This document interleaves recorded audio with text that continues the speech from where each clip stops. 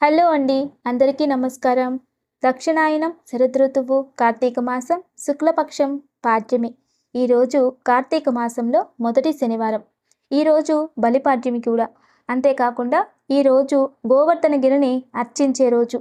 అయితే ముందుగా మంత్రబలంలో భాగంగా అందరూ కూడా ఓం అగ్నియై నమః, ఓం అగ్నియై నమః, ఓం అగ్నియై నమః అనే నామాన్ని జపించాలి.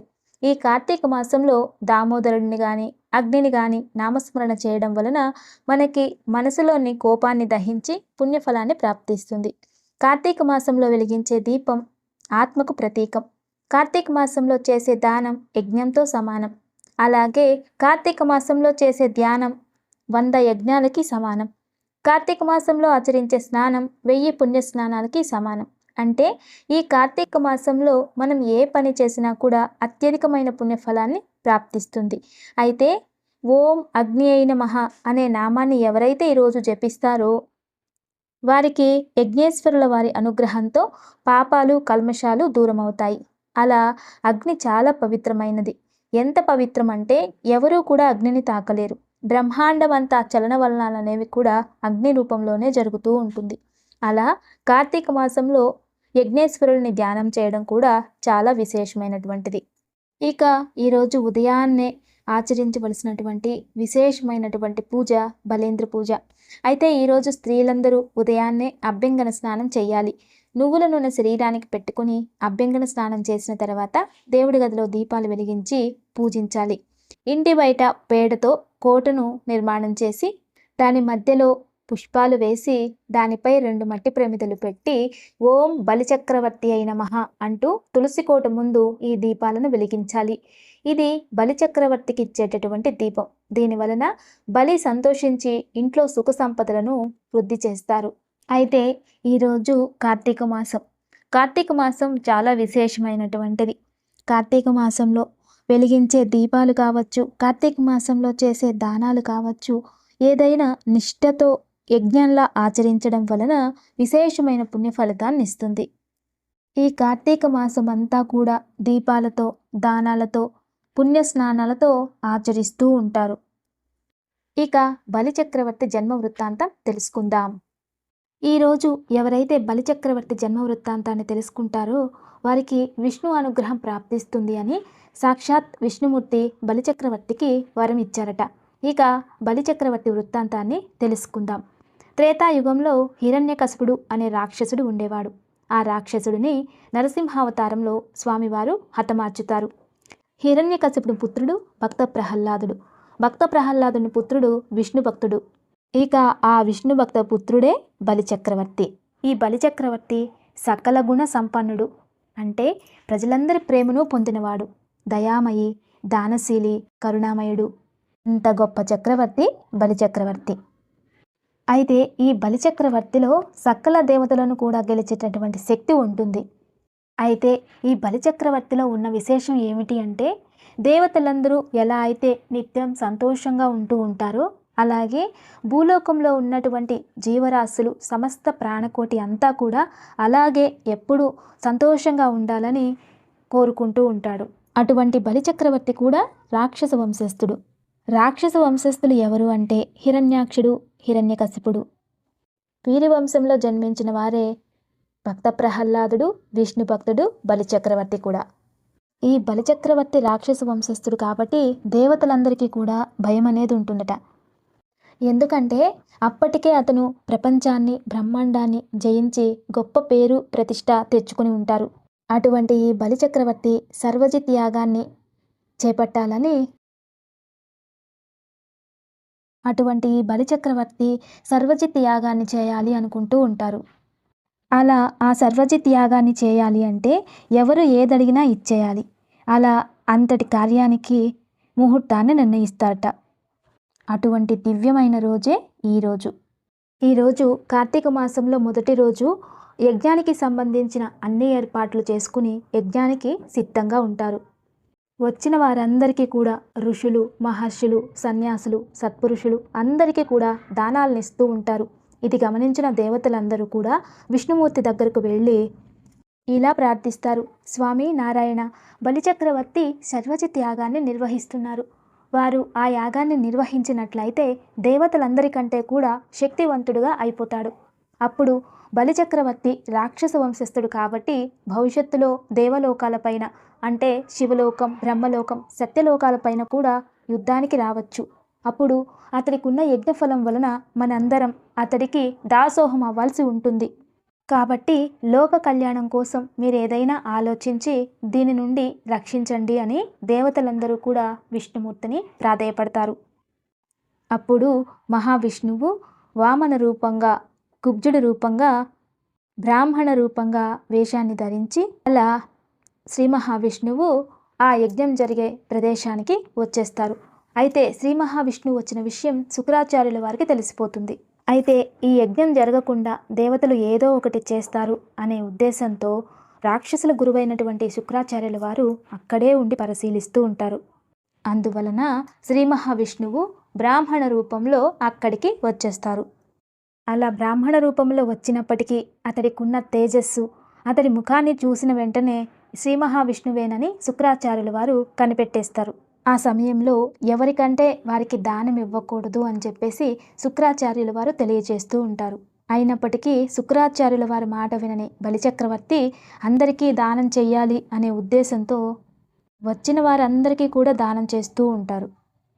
ఆ సమయంలో అక్కడికి వచ్చినటువంటి శ్రీ మహావిష్ణువు బలిచక్రవర్తి వద్దకు వచ్చి నాకు దానం కావాలి అని అడగగా బలిచక్రవర్తి ఏం వరం కావాలో కోరుకో ఇచ్చేస్తాను అని మాట ఇచ్చేస్తారు. అప్పుడు వామనుడు నాకు 3 అడుగుల నేల కావాలి అని అడుగుతారు. అప్పుడు బలిచక్రవర్తి 3 అడుగుల నేలేనా, సరే తీసుకో అని కమండలంలో నుండి నీరు కిందకు వదులుతూ ఉండగా అప్పుడు శుక్రాచార్యుల వారు ఆ కమండలంలో అడ్డుకుంటారు, నీరు బయటికి రాకుండా. ఆ సమయంలో శ్రీ మహావిష్ణువు దర్భను తీసుకొని బలిచక్రవర్తికి ఇస్తూ, అయ్యా, ఈ దానాన్ని ఇవ్వడానికి కమండలంలో నుండి నీరు బయటకు రావడం లేదు. ఆ నీరు బయటికి రాకుండా ఏదో అడ్డుగా నిలిచింది కాబట్టి దాన్ని ఈ దర్భతో సరిచేయండి అని అనగా అప్పుడు బలిచక్రవర్తి ఆ దర్భను అందులో ప్రవేశపెట్టగానే ఆ దర్భ శుక్రాచార్యుల వారి కంటికి గుచ్చుకుని కన్ను పోతుంది. అప్పుడు శుక్రాచార్యుడు అక్కడి నుండి మాయమైపోతారు. అప్పటి నుండే శుక్రాచార్యుల వారిని ఏకాక్షుడు అని పిలుస్తారు. అంటే ఒకే కన్నుతో అతడు జీవిస్తూ ఉంటారు. అప్పుడు ఆ కమండలంలోని నీటిని ప్రోక్షణ చేస్తూ 3 అడుగుల నేలను తీసుకోండి అని చెప్పగా అప్పుడు విష్ణుమూర్తి బృహదాకారంలో అంటే భూమి నుండి ఆకాశాన్ని తాకేటటువంటి రూపంలో బ్రహ్మాండమంతా దర్శనమిస్తారు. అది చూసిన బలిచక్రవర్తికి అర్థమైపోతుంది. అంటే ఇక్కడ దేవతలు ఏదో చేస్తున్నారు అని. అయినప్పటికీ ఇచ్చిన మాటను తప్పకుండా మీకు మీ 3 అడుగుల నేలను మీరు తీసుకోండి అని చెప్పగా అప్పుడు భూమి అంతా 1 అడుగు, ఆకాశమంతా 1 అడుగు తీసుకుంటారు. ఆ తర్వాత 3 అడుగు ఎక్కడ పెట్టాలి అని బలిచక్రవర్తిని అడగగా బలిచక్రవర్తి ప్రేమతో వినయంగా మోకాళ్ల మీద కూర్చొని 2 చేతులతో నమస్కారాన్ని పెడుతూ ప్రేమగా నా శిరస్సుపై పెట్టండి అని శిరస్సుని సమర్పించుకోగా 3వ అడుగు శిరస్సుపై పెట్టగానే పాతాళానికి వెళ్ళిపోతారు బలిచక్రవర్తి. ఆ సమయంలో బలిచక్రవర్తి, స్వామి, మీరు ఇది లోక కళ్యాణం కోసమే చేస్తున్నారు. అయితే నా ప్రజలను చూడాలంటే నేను ఎప్పుడు చూడాలి, ఎప్పుడొచ్చి చూడాలి అని అడుగుతారు. అప్పుడు విష్ణుమూర్తి బలిచక్రవర్తితో ఇలా అంటారు, మీరు ప్రతి సంవత్సరం ఈ 3 రోజులు భూలోకంలో మీ ప్రజలను చూసుకోవచ్చు.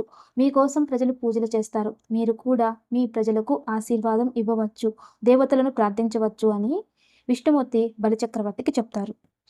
ఆ వచన రూపంగానే చతుర్దశి రోజు, అమావాస్య రోజు, బలిపాడ్యం రోజు ఈ 3 రోజులు కూడా బలిచక్రవర్తి వరంగా మనం ఆరాధిస్తూ ఉంటాం. అంటే ఈ 3 రోజులు కూడా బ్రహ్మాండంలో బలిచక్రవర్తి యొక్క సంచారం ఉంటుందని పురాణాలు తెలియజేస్తున్నాయి. కాబట్టి ఎవరైతే ఈ బలిచక్రవర్తి జన్మ వృత్తాంతాన్ని ఈరోజు వింటారో వారికి మహావిష్ణు అనుగ్రహం ప్రాప్తిస్తుంది. బలిచక్రవర్తిని ఈరోజు స్మరించడం వలన వారిలో ఉండేటటువంటి రాక్షస గుణాలన్నీ కూడా హరించి జ్ఞానం ప్రాప్తిస్తుంది.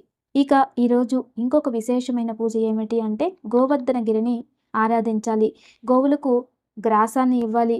గోవులను ఈరోజు దర్శనం చేసుకోవడం వలన మంచి పుణ్యఫలం ప్రాప్తిస్తుంది. ఇక రేపు యమద్వితీయ, చాలా విశేషమైనటువంటి రోజు.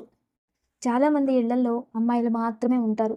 అలాంటి వారు నాకొక అన్నయ్యో, తమ్ముడో ఉంటే బావుండేది అనుకుంటూ ఉంటారు. కొందరి ఇళ్లల్లో అబ్బాయిలు మాత్రమే ఉంటారు. వారు నాకొక అక్కో, చెల్లో ఉంటే బావుండేది అనుకుంటూ ఉంటారు. అయితే ఉన్నవారు ఏం చేస్తున్నారు అనేది ఇక్కడ గమనించాల్సినటువంటి విషయం. సనాతన ధర్మం ప్రకారం రేపు ఎవరైతే సోదరులు తన అక్క ఇంటికి గాని, చెల్లి ఇంటికి గాని వెళ్ళి భోజనం చేసి వస్తారో వారు పూర్ణాయుష్కులవుతారు అని శాస్త్రం తెలియజేస్తుంది. అంతేకాదు వాళ్ళ జీవితంలో సర్వదా విజయాన్ని పొందుతూ ఉంటారని కూడా శాస్త్రంలో తెలియజేయబడింది. కాబట్టి రేపు సోదరులందరూ కూడా తమ అక్క చెల్లెళ్ళ ఇంటికి వెళ్ళి భోజనం చేసి సంతోషంగా ఉండడం చాలా మంచిది. అలా కాకుండా ఏ అక్క చెల్లెళ్ళైతే వాళ్ళ సోదరు వల్ల అంటే వాళ్ళ అన్నదమ్ముల వల్ల బాధపడుతూ ఉంటారో అది ఖచ్చితంగా వారికి కర్మగా మారిపోతుందట. అంటే ఎప్పుడు కూడా ఆడపిల్లలకి తన అన్న గాని, తమ్ముడు గాని తండ్రితో సమానం. అన్న తమ్ముళ్ళ కారణంగా అక్క గాని, చెల్లి గాని బాధపడుతూ ఉంటే అది ఖచ్చితంగా ఆ అన్నదమ్ములకి స్త్రీ శాపంగా మారి కర్మను అనుభవించాల్సి ఉంటుంది. ఆ శాపం అనేది వంశం పారపర్యంగా అనుభవించాల్సిన పరిస్థితి కూడా వస్తుందట. కాబట్టి ఏ సోదరుడు కూడా అలా తెలిసి తెలియక చేసి ఉన్నట్లయితే ఈ యమద్వితీయ రోజున అక్క గాని, చెల్లి గాని ఇంటికి వెళ్ళి భోజనం చేయడం గాని, అక్కడ పానీయం సేవించడం గాని చేసి వచ్చినట్లయితే ఆ దోషం అనేది తొలగిపోతుంది. జీవితంలో ధర్మపత్ని బలం ఎంత ఉన్నా అంటే జీవితంలో ఏ పురుషుడికైనా భార్య బలం ఎంత ఉన్నా, తల్లి బలం ఎంత ఉన్నా, తన అక్క చెల్లెళ్ళ బలం ఉన్నట్లయితే జీవితంలో అన్నింటిలో విజయం సాధించగలుగుతారు. ఇక కార్తీక మాసం ఈరోజు విశాఖ నక్షత్రం కాబట్టి ఈరోజు దీపదానం చేయడం వలన మనం తెలిసి తెలియక ఎవరికైనా ద్రోహం చేసి ఉన్నా, ఎవరైనా మన వలన మానసికంగా బాధపడుతూ ఉన్నా, బంధువులకు ద్రోహం చేసి ఉన్నా, పశువులకు ద్రోహం చేసి ఉన్నా ఆ దోషం తొలగిపోతుంది. ఈరోజు మొదటి రోజు. ఈరోజు దీపదానం సర్వశ్రేష్టమైనటువంటిది. కాబట్టి ఈరోజు సాయంత్రం లోపు 2 మట్టి ప్రమిదలలో గాని, వెండి ప్రమిదలలో గాని లేదా బంగారు ప్రమిదలలో గాని నెయ్యి పోసి దక్షిణ పెట్టి బ్రాహ్మణుడికి దానం చేయడం వలన పుణ్యఫలం ప్రాప్తిస్తుంది. అలా చేయడం వీలు కాకపోతే దేవాలయంలో 2 దీపాలను నెయ్యితో వెలిగించి నారాయణేతి సమర్పయామి అంటూ ఆ నారాయణుడికే నేను దానం ఇస్తున్నాను అని భక్తిగా వెలిగించి రావడం వలన కూడా విష్ణుమూర్తి అనుగ్రహం ఆశీస్సులు ప్రాప్తిస్తాయి. ఇక దివ్య పూజ. రేపు ఆదివారం స్త్రీలందరూ కుటుంబ కళ్యాణం కోసం, పుట్టింటి వారి అభివృద్ధి కోసం, అత్తింట్లో అభివృద్ధి కోసం, వివాహ ప్రాప్తి కోసం, సుమంగళి యోగం కోసం ఆచరించేటటువంటి దివ్యమైన పూజ. రేపు ఉదయాన్నే తులసికి 9 ప్రదక్షిణలు చేసి నీరు సమర్పించి దీపం వెలిగించి నమస్కరించుకోవాలి. ఇలా నమస్కరించి సంకల్పం చేసినట్లయితే అది ప్రాప్తిస్తుంది. ఇక దివ్యమైన యోగక్షేమం. శివానుగ్రహంతో, ఆంజనేయ స్వామి వారి అనుగ్రహంతో కుటుంబంలో కలహాలు తగ్గి శాంతి నెలకొనేందుకు ఈరోజు సాయంత్రం శివాంశ సంభూతుడైనటువంటి ఆంజనేయ స్వామి వారికి ప్రీతిపాత్రమైనటువంటి చలివిడిని చేసి 2 చలివిడి ముద్దల్ని ఒక ఆకుపై ఉంచి వాటిపై మట్టి ప్రమిదల్లో దీపారాధన చేసి స్వామివారి మూలమంత్రాన్ని గాని, ఆంజనేయ స్వామి స్తోత్రాన్ని గాని పఠించాలి. స్వామివారికి సింధూరార్చన చేసి ఆ సింధూరాన్ని నుదుట ధరించాలి. నమస్తే. Thanks for watching.